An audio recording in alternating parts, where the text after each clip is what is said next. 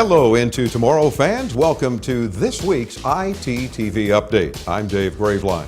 Coming up, Andrea joins us with this week's Tech Term of the Week, and Rob will be with us with the product spotlight for this week.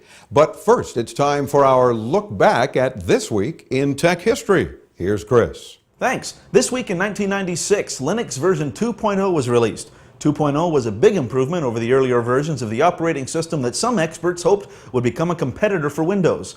Several flavors of Linux have been developed as many in the computing world look for ways to wriggle free from the clutches of Microsoft.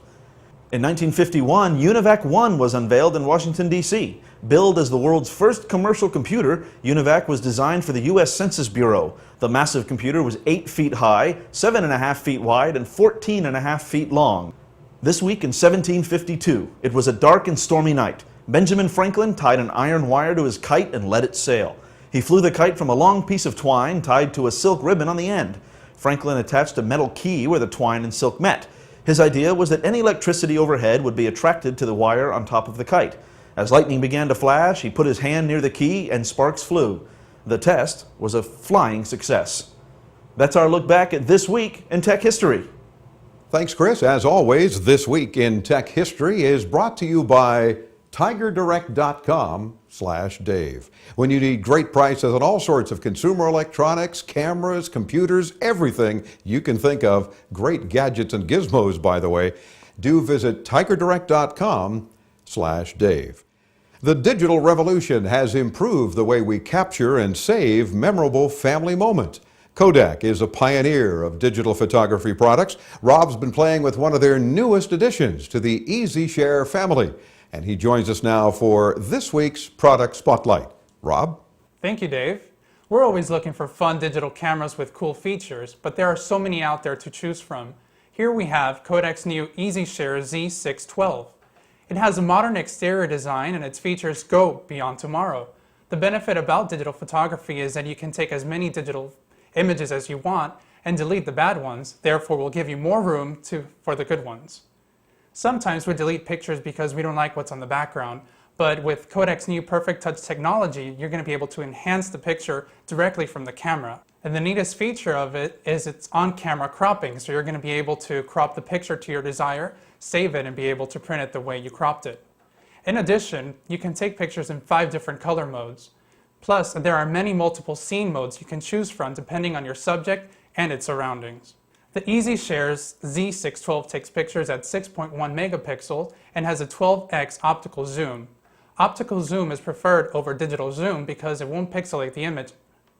You can view your pictures through the viewfinder on the camera or on its color display. It's a 2.5-inch LCD display, so you're going to get a good preview of your photo before you print it or before you delete it if you don't like it. The camera has an internal memory of 32 megabytes but can be expanded using an SD card. It's that simple.